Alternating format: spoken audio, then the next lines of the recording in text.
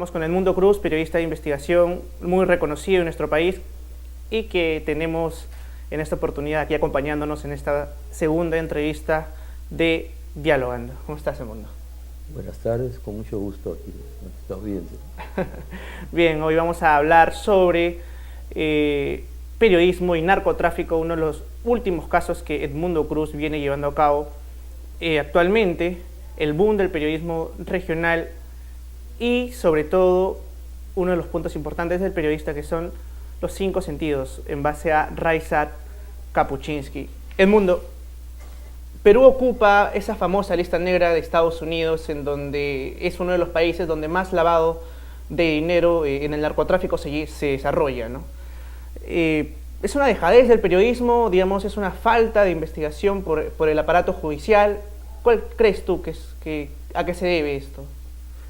El lavado de activos es un delito que se desarrolla en nuestra región a partir del narcotráfico. El narcotráfico a comienzos de los 80 inunda, ¿no?, sobre todo a Colombia y a Perú. En Perú, en el Valle del Guayaga y en el BRAE, ¿no?, el Valle del río Apurimaguene. Y es un fenómeno complejo, nuevo y complejo, ¿no? Y es cierto, no solo en el periodismo, y con mayor fuerza y mayor relevancia y mayor efecto, esa falta de conocimiento de este delito se deja sentir en el sistema judicial, tanto en el Ministerio Público como en el Poder Judicial, ¿no? Los grupos de peritos para analizar estos casos son contados, ¿no?, y tienen una experiencia no muy vasta, no como lo amerita la naturaleza de este delito. Este delito utiliza una serie de recursos de alta tecnología, digamos, ¿no?, y de alta calidad en el punto de vista profesional, ¿no? Y obviamente los periodistas no hemos estado preparados para eso. Pero hay que decir que el periodismo peruano ha enfrentado con valor este fenómeno, ¿no?, hablando del narcotráfico. Hablando del narcotráfico, ¿no? Claro. En los años 80 no son muchos los casos de los periodistas que ofrendaron su vida, ¿no?, denunciando este delito, ¿no?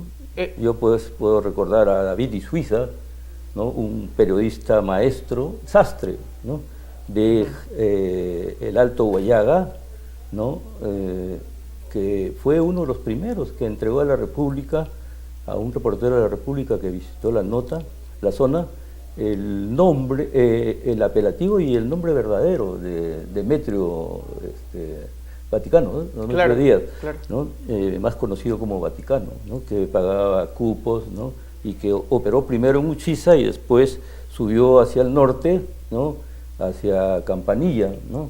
Y Isuiza era un periodista que trabajaba en Juanjuy, ¿no?, y él pues proporcionó al reportero Reyes de la República esos datos que fueron publicados y que dieron origen a que Vaticano, en represalia, mandara a asesinar a Isuiza, ¿no? Sí, digamos, hablemos un poco de las vinculaciones, en este caso en el periodismo y lavado de activos, ¿no? Tienden a tener mucho más fuentes secretas, se suele haber fuentes que son agentes al final, que pertenecen o a la IRANDRO o a la DEA, ¿no? ¿Cuál es la dinámica de los periodistas para intentar relacionarse con ellos, para obtener al fin y al cabo información? ¿Cómo se plantea esa dinámica? Bueno, hay que trabajar con redes, ¿no?, formar redes de fuentes que lleguen a los distintos actores del delito, ¿no? Entre los actores tenemos desde agentes policiales, bueno, que son los que supervisan, que persiguen el delito, los actores mismos, ¿no?, que son los capos, que son equipos de abogados, ¿no?, y de contadores principalmente, ¿no? El fenómeno del lavado de activos se caracteriza porque opera de tal modo que, que dé la apariencia de que son operaciones societales legales, y no lo son, ¿no? Y descubrir, ¿no?, en qué momento, en dónde está el quid, ¿no?, dónde claro. está el punto crítico por donde se puede demostrar que están haciendo el lavado de activos, no es tan sencillo, ¿no? Entonces hay que formar redes de fuentes con los abogados, ¿no?, y por supuesto con los organismos que supervisan. Actualmente, por ejemplo, un periodista que trabaja con lavado de activos tiene que tener, en primer lugar, fuentes documentales, o sea, tiene que tener acceso a las partidas de SUNAR, de la Superintendencia Nacional de Registros Públicos, ¿no? Tiene que tener capacidad para penetrar en las actas notariales, las principales notarías. Tiene que tener capacidad para llegar a los organismos como UIF, ¿no?, la Unidad de Investigación Financiera, a las fiscalías, ¿no?, a las fiscalías especializadas en lavado de activos, ¿no?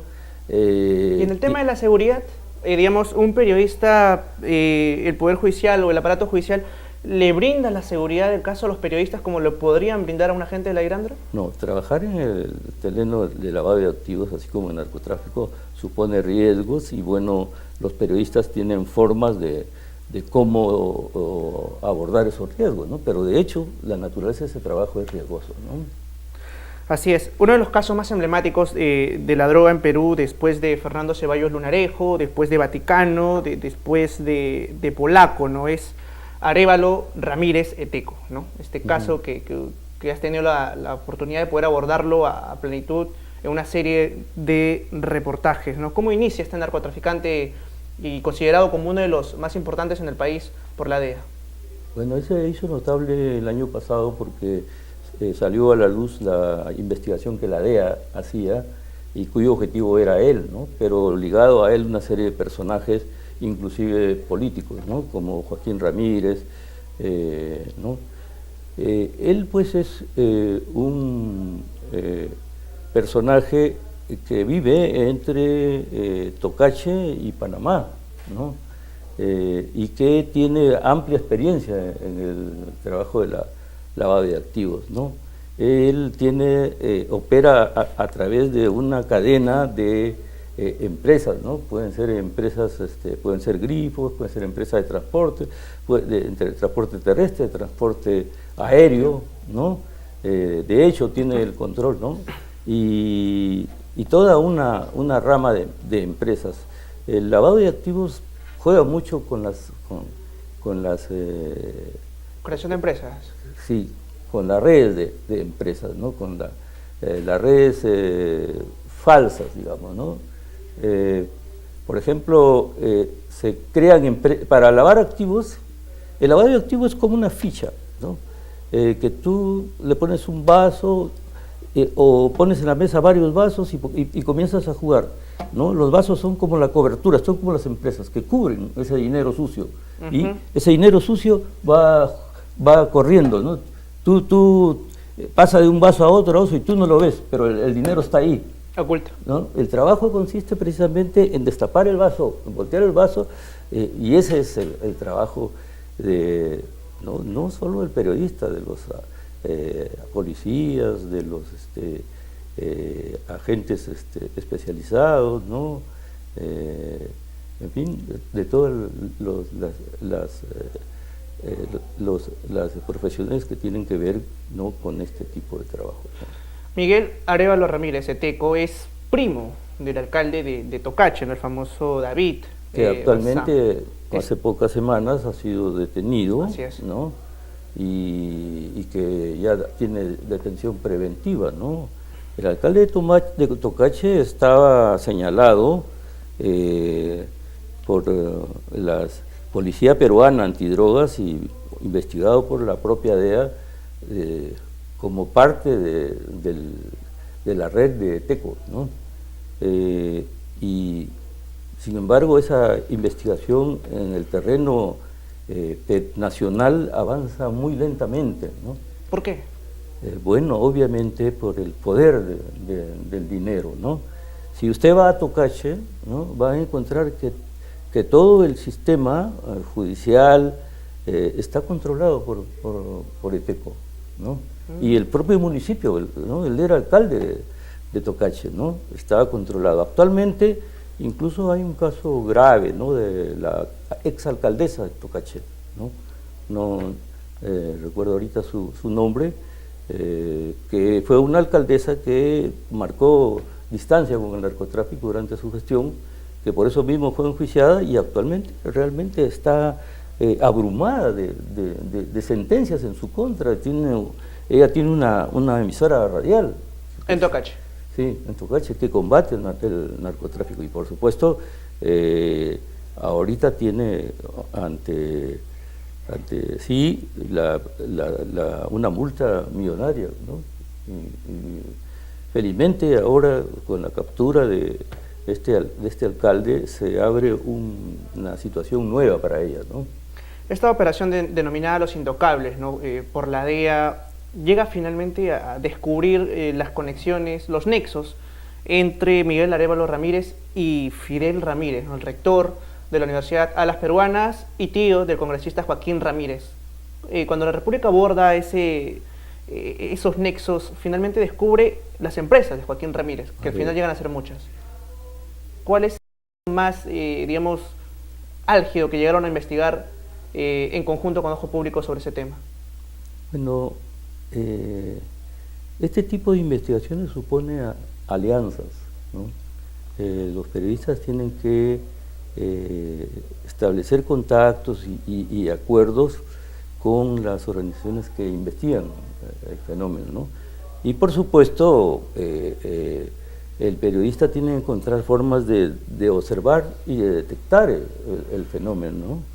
Un rasgo más común, más conocido, más sencillo, que puede ser entendido fácilmente, es por ejemplo observar el balance patrimonial de las personas, de las instituciones, ¿no? Usted ve que una persona tiene signos de riqueza exteriores evidentes que no corresponden a sus ingresos, entonces automáticamente entra en sospecha. Lo mismo puede ocurrir con las entidades comerciales, con las empresas, ¿no? Si usted ve que se crea una línea de aérea en una zona que no tiene tanta demanda, ¿no?, de transporte humano, ¿no?, pero sin embargo la línea sigue funcionando, ¿no?, entonces usted tiene que entrar en sospecha. Precisamente el rector de Alas Peruanas está ligado, socio con otro empresario de una línea aérea, ¿no?, importante, ¿no?, que sigue funcionando, ¿no? Bien. El papel, digamos, de un agente encubierto en la DEA ayuda mucho a las investigaciones periodísticas, ¿no? En este caso, sobre el lavado de dinero. ¿Cuántos agentes encubiertos peruanos, digamos, se dedicaron a este caso y en cierta manera apoyaron a la investigación que usted finalmente reveló? Bueno, es un número importante, pero ahí sobre ese terreno no podría yo hablar mucho, ¿no? Son datos que es bien difícil poder captar, ¿no?, y con mayor con precisión. La DEA maneja métodos muy severos de seguridad, ¿no? Hay documentos que no tienen copia, por ejemplo, ¿no?, y que nadie puede sacar copia de esos documentos, ¿no? Entonces, y tiene una red muy amplia de informantes, ¿no?, de agentes, ¿no?, que realmente es bien difícil a veces, pero hay maneras, hay formas, ¿no?, de relacionarse. Una manera, el periodista, una manera de atraer esas fuentes es saliendo a la luz, ¿no?, interesándose por el tema, dándole un tratamiento apropiado, ¿no?, sugerente. Entonces eso te va creando campos, te va abriendo caminos para llegar a ese tipo de fuentes. Pero ¿cuántos agentes ha tenido la DEA en la zona. En este caso pues, es bien difícil que yo lo sepa. Porque es curioso, porque digamos, en este caso Univisión Investiga, junto con Cuarto Poder, destapan a esta gente encubierto, ¿no? Jesús Francisco Vázquez, ¿no? O sea, hay casos, ese es un caso bien... Es particular. Bien circular, porque no es una práctica de la DEA dar información regular sobre sus acciones, sus operaciones, ¿no? Ellos no informan, y sin embargo, en este caso lo hicieron, ¿no? Yo creo que eso también ha llamado la atención a los periodistas, ¿no? Que siguen estos casos, y es probable que la capacidad, la fuerza de penetración de, digamos, el narcotráfico en los distintos niveles del Estado peruano puede estar ascendiendo a tales alturas que ya motiva la preocupación de agencias de seguridad o de la más importante agencia de combate al narcotráfico como es la DEA, ¿no? Hay que pensar que el Perú hoy es el primer productor de lavado de clorhidrato de cocaína, ¿no? El Perú, el BRAE es el valle de mayor producción de clorhidrato de cocaína. La tecnología que manejan las firmas y los cárteles que hacen negocio con esas firmas, ¿no? Las firmas son los grupos empresariales nacionales y los cárteles son los grupos internacionales, ¿no? De comercio.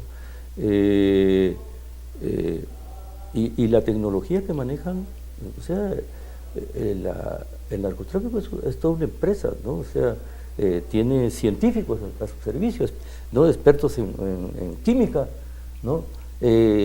Pilotos. Hasta hace 10 años, la relación pasta básica y clorhidrato de cocaína era una relación que de dos salía uno, de 2 kilos de PVC salía uno de clorhidrato. Ahora la relación es 1:1. De 1 kilo de PVC sale 1 kilo de clorhidrato, ¿no? Entonces, y tiene una capacidad para poder ir modificando sus vías de exportación de la droga, ¿no? Va fluctuando de acuerdo a las coyunturas de la exportación aérea, pues por ejemplo que primaba en los años 80 en el Valle del Huallaga, ¿no? O sea que las avionetas, ¿no? Aterrizaban y despegaban, ¿no? En los 90 eso era, pues, ¿no?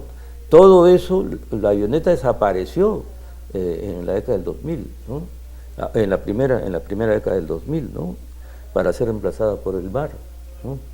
Y en el mar los principales puertos eran varios puertos, ¿no? Paita, al sur también, ¿no? Varios países. Ahora la droga sale fundamentalmente por un puerto. Así es. Y bueno, por el Callao. Por el Callao. ¿No? De ahí viene pues este caso ¿no? famoso del Tony Montana peruano. Así es, ¿no? Pero Tony es una ficha, es un actor en medio de organizaciones que hay. Eso es manejado por los cárteles, ¿no? Hay gente que vive entre Callao y otros lugares de Colombia o de Panamá, ¿no? Este es el caso de Teco, ¿no? Bien. Y acá en Callao también tenemos varios ciudadanos que son peruanos y son panameños, ¿no? Y precisamente para combatir eso, el periodismo regional, digamos, se ha convertido en una especie de boom, una suerte de esperanza en lo que es periodismo de investigación, ¿no? Hay casos muy puntuales como por ejemplo el Búho en Arequipa con sus casos de investigación, El Tiempo, La Industria, que está en Trujillo, y casos de medios regionales que vienen desarrollando periodismo de investigación ante un avasallamiento de periodismo informativo e intrascendente, ¿no? Yo creo que no se puede todavía hablar de boom, pero sí se puede hablar de... En primer lugar hay que hablar de una situación precaria del periodismo del interior del país, ¿no? Hay una diferencia notable entre las condiciones en que trabajamos los periodistas en la capital y aquellas en las que laboran los colegas de provincias, ¿no? Partiendo de que no hay, partiendo de los periodistas que están ligados con los grandes medios, muchos de ellos no tienen un salario fijo, reciben un haber de acuerdo a las notas que se publican, ¿no? Y a veces lo reciben con retraso. Entonces los periodistas de provincias tienen que dedicarse a otra actividad. Ahora eso está superándose, ¿no? Ahora el periodista, ¿cómo va resolviendo este problema? Va resolviéndolo siendo periodista radial en la mañana, al mediodía periodista escrito, ¿no? Y en la noche de periodista de televisión, ¿no? Y así tú encuentras colegas de periodistas que pueden ya dedicarse exclusivamente a la actividad profesional, pero también tú puedes encontrar casos lamentables, ¿no? El periodismo radial es el periodismo que prima en provincias, pero el periodismo radial es un periodismo de empresas individuales a veces, ¿no? Claro. Entonces el mismo periodista, ¿no?, contrata su espacio va a recoger la noticia con su micro y con su fajo de facturas, ¿no? Entonces eso lo expone a que oriente su línea periodística de acuerdo a sus anunciantes, ¿no? Y eso se debe a estas condiciones tan precarias, ¿no? Debieran establecerse normas, me parece, que obliguen, por ejemplo, a las entidades del Estado que son anunciantes, o a los municipios, a los gobiernos regionales que tienen partidas para publicidad, que administren esas partidas de acuerdo, por lo pronto, de acuerdo al rating, de acuerdo a la audiencia, de acuerdo a la lectoría de los medios, y no de acuerdo a su criterio o su capricho o su interés, ¿no?, particular, ¿no? O sea, a los periodistas que les apoyan les dan publicidad, a los que no. Entonces, por ese lado, la cosa es precaria, pero junto a eso hay un despertar, ¿no? Hay una renovación de cuadros periodísticas estimulante y esperanzadora, ¿no? Tú has mencionado algunos de esos nombres, a esos habría que agregar varios otros. Por ejemplo, por el norte podemos hablar, aparte de la industria, aparte del tiempo, ¿no?, aparte del correo, probablemente, sí, ¿no?, podemos hablar en la radio de Cutibalú, ¿no?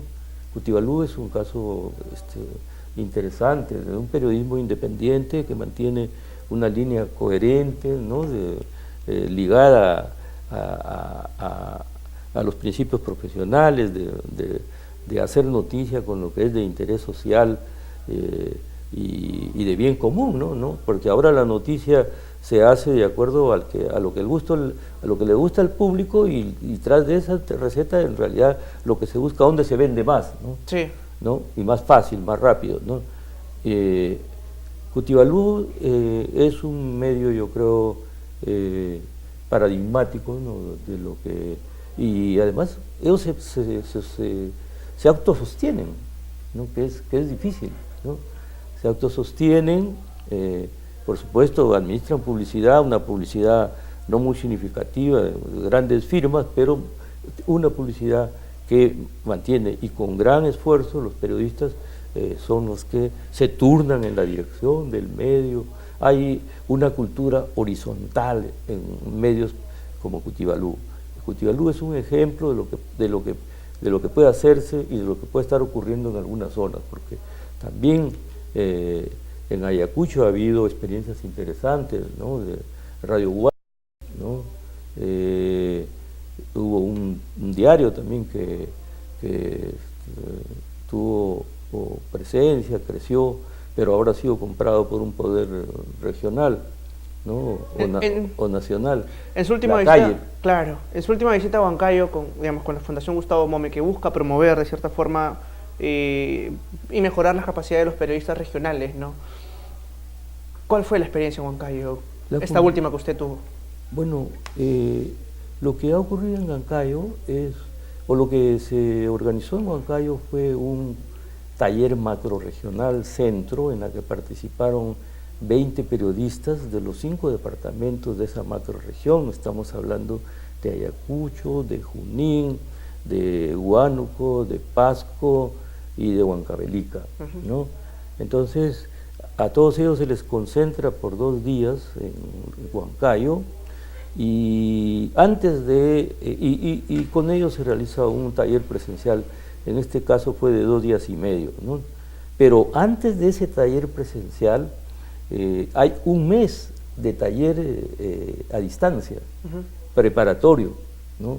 Entonces la selección se hace con bastante anticipación, se hace una selección con criterio profesional. Esto es organizado por la Fundación MOME, pero no solo por la Fundación MOME, sino en alianza con diversas instituciones, ¿no? En un caso puede ser con la Asociación Nacional de Periodistas, en otro caso puede ser con la Universidad Ruiz Montoya, en otro caso puede ser con la Fundación Ever, en otros casos con varias de estas organizaciones unidas, en otro caso con la Universidad Peruana de Ciencias Aplicadas. Ahora vamos a un compromiso con la Universidad Nacional de Ancash, ¿no? Entonces, este es el taller que hubo. El tema fue los conflictos socioambientales, ¿no? Este taller macrorregional Centro fue precedido antes de un taller macrorregional Sur, que reunió a 7 departamentos del sur del Perú, ¿no? Arequipa, Moquegua, Tacna, Ica, ¿no? Cusco, Apurímac, Puno, se concentraron, ¿no? También ahí escogimos una cantidad mayor, como 28 periodistas, que desarrollaron esta misma temática socioambiental. Pero su temática es interesante porque es el tema socioambiental, pero aplicado a la región, ¿no? Y cruzando, en sus contenidos cruzados por líneas que primero le dan a los periodistas una visión de la conflictividad en cada uno de sus departamentos, ¿no? El periodista de la macrorregión sur es preparado ahí cómo es la conflictividad en Arequipa, en Ica, en Tacna, Moquegua, Puno, Cusco, Apurímac, ¿no? Y lo mismo se ha hecho en Huancayo, ¿no? Luego, eso lo hace un especialista, ¿no? Especialistas de alto nivel, ¿no? Hemos tenido al que fue durante muchos años encargado de conflictos sociales en la Defensoría del Pueblo, Rolando Luque, una persona que por su vocación y además por su trabajo está a las 24 horas del día pensando, ¿no?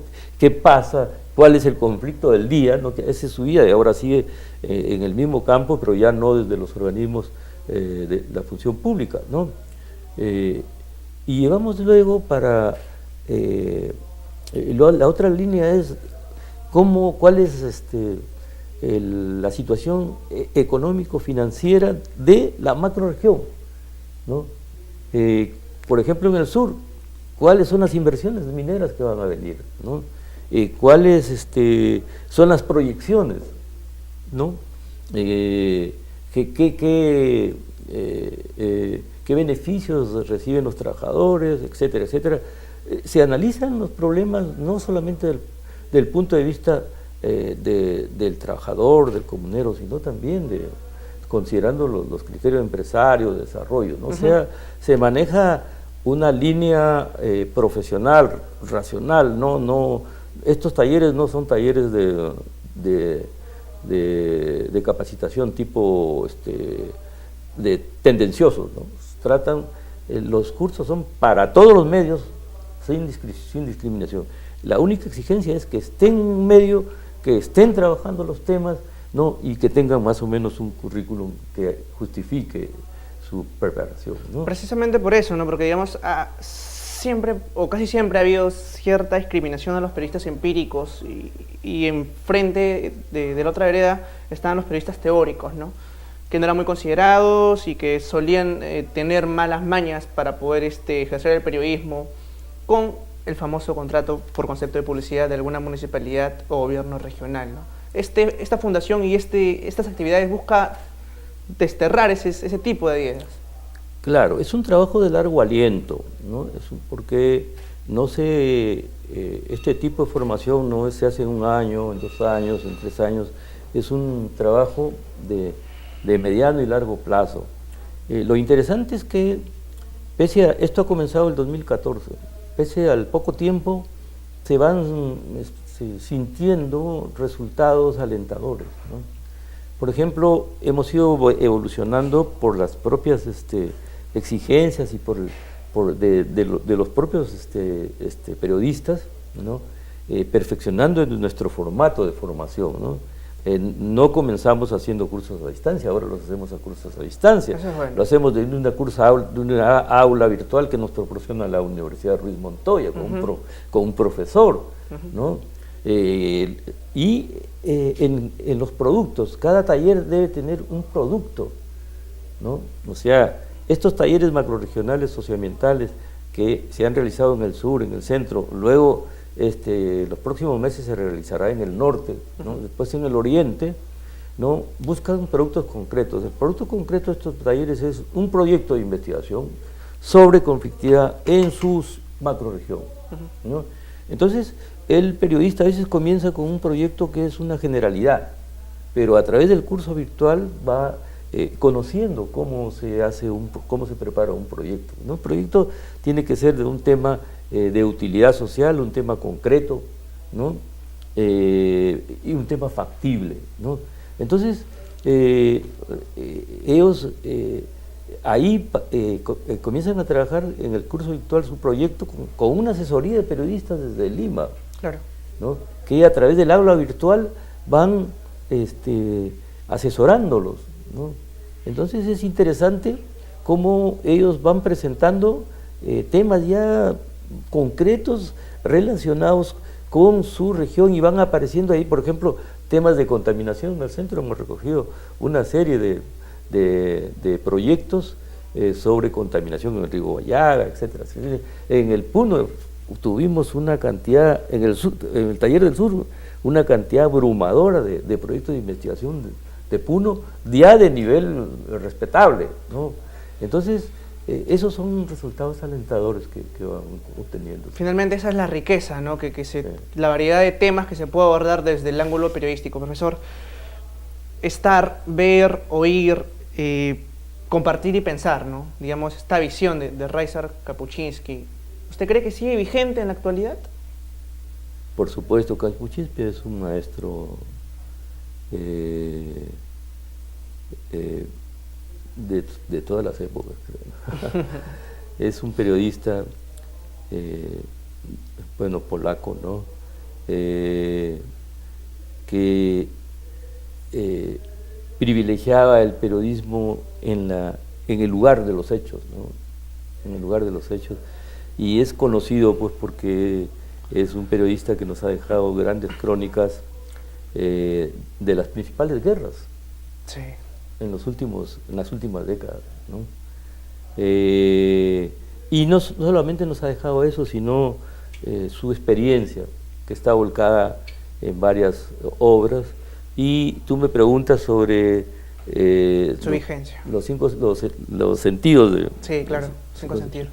Bueno, sí, él habla de cómo siente él la profesión periodística en nuestro tiempo. Él, esos principios quieren revelar los cambios que se han producido en el trabajo periodístico como producto de las novedades de nuestra época, ¿no? Él dice, por ejemplo, que antes los medios de comunicación eran unos medios de información principalmente, ¿no? Te ubicaban. ¿Cómo nacieron los periódicos? Los periódicos nacieron con información comercial, ¿no? La famosa anécdota de acá en el siglo XIX, cuando en la víspera de la guerra Perú-Chile, ¿no? Gildemeister, que fue el promotor de una de las más importantes haciendas azucareras acá en Casa Grande, en el norte, ¿no? Que por supuesto eso fue expropiado por la reforma agraria de Velasco, ¿no? Fue pasado a una cooperativa, ahora ha vuelto ya a una modalidad particular. ¿Cómo hizo Casagrande los Gildenmeister? Ellos operaban en Atacama, en el Salitre, Chile, ¿no? Y entonces, pero tenían agentes en Europa, en Francia, y se supo de una escasez que iba a venir, que iba a producirse del salitre, pues el salitre es usado como alimento de la tierra, no sé, como fertilizante, ¿no? Y entonces enviaron por barco, ¿no? Y por tierra, porque en ese tiempo no había avión, un hombre con esa noticia, ¿no? Para que le entregaron a los Gildenmeister, y los Gildenmeister recibieron la noticia y vinieron y se compraron toda la producción de guano, que era el abono de ese tiempo, ¿no? ¿verdad? Y se compraron toda la producción de guano por adelantado, y cuando llegó la noticia de que subió el precio del guano, ya ellos habían acaparado el guano, y con esas ganancias compraron, pues Casagrande era una hacienda de 250.000 hectáreas, ¿no? 250.000 hectáreas, ¿no? Ocupaba 2 hasta 3 departamentos, ¿no? Y tenía el difusor, o sea, una fábrica de destilación de la caña hasta convertirla en azúcar, la más moderna de América, al momento que se produjo la afectación, ¿no? Sí, recordando, digamos, un poco la visión. Entonces ese es, Kapuscinski decía, Kapuscinski decía, antes los periódicos eran medios de información, ¿no? Y la familia era la gran institución formadora de la gente, ¿no? Formadora de las familias, las personas, los jóvenes, la nueva generación. Ahora dice que eso ha cambiado. Ahora, paralela a la familia y más fuerza que la familia, están los medios. Los medios te forman la cultura de nuestros jóvenes, ¿no? Y de ahí viene un problema de el deterioro de valores, por ejemplo, ¿no? Entonces, esa es una cosa que él señala, ¿no? Dice, hemos pasado de los medios como medios de información a medios de formación. De esa manera él hace ver la responsabilidad de los medios, ¿no? Un segundo principio de Kapuscinski es el que relaciona los cambios con las nuevas tecnologías y con el mercado, ¿no? El mercado hoy día determina mucho en el campo de la comunicación social, ¿no? Porque la noticia se ha convertido en una mercancía, y entonces lo que sujeta a todos los fenómenos de mercado, ¿no? Incluida la concentración, ¿no? Y entonces el mercado manda, ¿no? Entonces, a veces tus principios, ¿no? De que tú quieras hacer noticia con lo que es la verdad que interesa a la mayoría de la gente, la verdad que tiene más trascendencia, el hecho que tiene más trascendencia, tú quieres descubrir eso para que, ¿no? Preocuparte por la información de calidad. Si eso no vende, no interesa al medio. Al medio le interesa lo que vende, con lo que puede obtener mayor rentabilidad, ¿no? Entonces, eso, la valoración de la noticia tiene un efecto, esa valoración distinta en la que el criterio de valoración es el mercado, tiene un efecto en la ética de los medios, ¿no? De los medios. Entonces, por eso te pasan a veces los noticieros que algunos medios pasan, todo. Y él también se ha referido aquí a los grupos de poder, ¿no? Los intereses de los grupos de poder que controlan los medios, ¿no? Y que a veces obligan a los periodistas a someterse a eso, someter sus líneas editoriales. Nosotros tenemos experiencias múltiples y notables y muy preocupantes, como las que tuvimos en los años 90, en que se vendieron las líneas editoriales de los principales medios de comunicación, como son la televisión, los que tienen más alcance nacional, ¿no? Hay que el medio que tiene mayor en nuestro país, el medio que tiene mayor alcance, digamos, que llega a la mayor cantidad de gente es la radio, pero el medio que tiene mayor impacto es la televisión, el que tiene mayor efecto. ¿Y quién controla? ¿Cuántos hay? Habrán unos 200, más o menos 50 canales de televisión en todo el país, ¿no? Pero solamente 7 canales son los que tienen el alcance nacional. Alcance nacional. Y solamente una ciudad es la que tiene la calidad de emisora, la Gran Lima, ¿no? En países vecinos, ¿no?, como Bolivia, hay 3 ciudades que tienen capacidad emisora de alcance nacional. Acá. Y en Colombia, ni digamos, ¿no? Entonces, acá sin embargo, y lo mismo sucede en la radio. Sí, claro. ¿No? Entonces, acá existe un fenómeno de un sistema comunicacional que está centralizado en contenidos, ¿no?, a través de la televisión y luego los sistemas de radio, porque las regiones, el interior del país se defiende, tiene sus espacios regionales. Si tú vas yo iba, y ahora ya no lo hago tampoco, porque ya yo iba a cada región, a cada lugar, y lo primero que hacía, me acercaba a un puesto de periódicos y le decía, oiga usted, ¿cuánto vende de tal diario de Lima? ¿Cuánto vende de tal? ¿Y cuántos vende el diario de acá? ¿Qué vende más? ¿No? Y los periódicos regionales se venden más que los precios de los periódicos de Lima, ¿no? O sea, porque eso es la noticia. A la gente le interesa lo que está, una característica de la noticia es la cercanía, ¿no? La cercanía es como el tiempo para los periodistas, ¿no? La cercanía, el testigo que está más cercano es el que tiene más posibilidad de darte la mejor información, ¿no? Entonces, un poco eso en relación a lo que... Luego,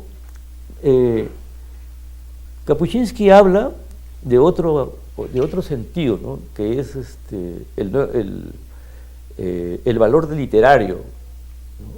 Él pone el acento, como García Márquez, ¿no?, en la necesidad que el periodismo asimile los valores literarios, utilice los valores de la literatura, ¿no? No digamos que haga fantasía, porque el periodismo trabaja con la realidad, con la verdad, ¿no? Pero que sí aproveche las figuras que permitan al periodista presentar las cosas con mayor integridad. Si el periodista es más observador y aprende a ver con más riqueza la riqueza de los hechos, ¿no? Entonces, y si se capacita en transmitirla con figuras literarias aprobadas, va a cautivar al público, ¿no? Entonces, él promueve este principio también, ¿no?, que es el principio que se ha traducido en la Fundación Nuevo Periodismo Iberoamericano, que es la fundación que creó García Márquez con su premio, ¿no? Es el tipo de periodismo que cultiva acá, por ejemplo, Gustavo Gorriti, es el tipo de periodismo en el que están desarrollándose las nuevas generaciones de periodismo, de los medios digitales. Tú lees crónicas hermosas, ¿no? Como Etiqueta Negra. Sí, son casos emblemáticos. No, hay una cantidad de medios que no son los grandes medios, y sin embargo, cronistas yo he leído trabajos en la revista de la Universidad Católica, en Ojo Público, en Convoca, ¿no?, preciosas, ¿no? Entonces, ese es el valor que rescata, otro de los valores, ¿no? Y luego hay algo interesante. Él dice, hay que saber relacionar lo pequeño con lo universal, ¿no? O sea, tú como periodista, la especialidad tiende a que tú seas siempre bien concreto, ¿no? Tú no hables generalidades, ¿no? Tú tienes que aprender a hablar del hecho concreto, ¿no?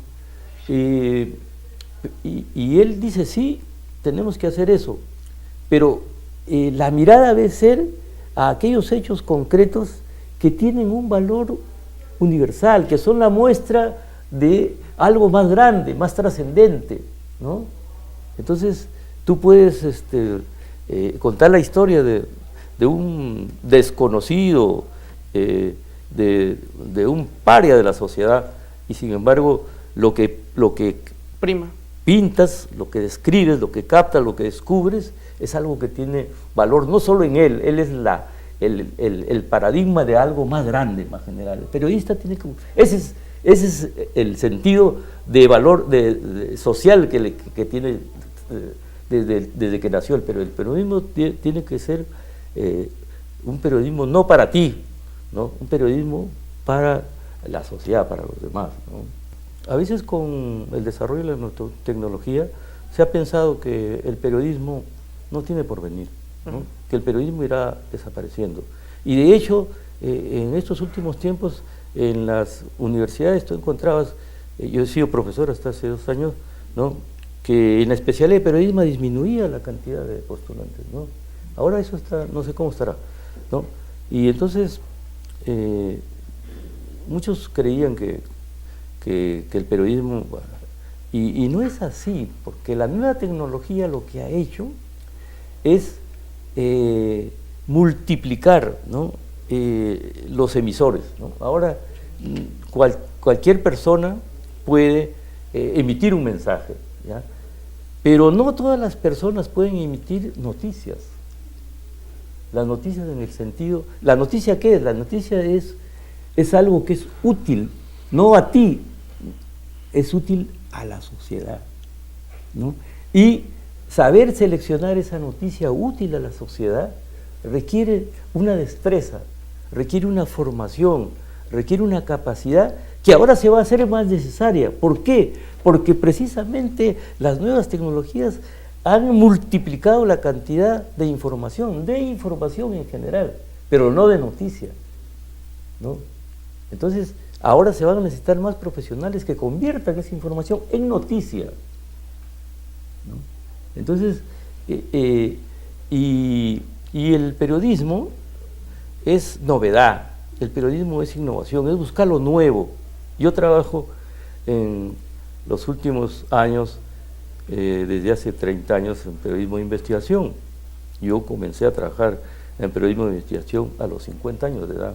Entonces, que no se desanimen, cualquiera puede comenzar y entonces, para mí, ¿qué es el periodismo de investigación? El periodismo de investigación es descubrimiento, ¿no? Es hallazgos, es lo que tiene más trascendencia, lo que tiene más alcance, ¿no? ¿Por qué la cantuta que ocurrió hace 18 años, o después de 17 años que ocurrió el descubrimiento de la fosa de la Mantilla, ese hecho fue la base, fue uno de los casos de un juicio que después de 17 años provocó sentencia, ¿no? Sí. No digo que el periodismo deba hacer eso, el periodismo, no es fiscalía, no es poder judicial. El periodismo es búsqueda de verdad, y verdad necesitamos ahora en nuestro momento, ahora más que nunca. Es una fuerza social. ¿Por qué? Hoy día miente, ¿no? ¿Cuál es la realidad de nuestro país, ¿no? Uno de los problemas es la corrupción. ¿Por qué está en crisis el país? Por la corrupción, ¿cierto? Sí. Y la corrupción que ha traído, ¿en qué se expresa? En que miente desde el más insignificante hasta el más alto personaje, y no pasa nada. O sea, la verdad al tacho. Los periodistas, que son los profesionales que trabajan con la verdad, tienen un papel más grande, y las nuevas generaciones deben asumir ese papel. Como periodismo uno pero sí va a ser un profesional decente, que va a tener un ingreso decente si sabe hacer su trabajo, y que va a cumplir una labor de la cual se va a sentir muy feliz y muy contento. Muchas gracias, profesor Edmundo, por haber estado aquí con nosotros. Es un honor que pueda compartir, y bueno, invitamos a que las próximas entrevistas sigan ustedes viendo este programa, y también tendremos otros invitados. Profesor, todavía no se mueva, pero bueno, muchas gracias y nos vemos en otra oportunidad.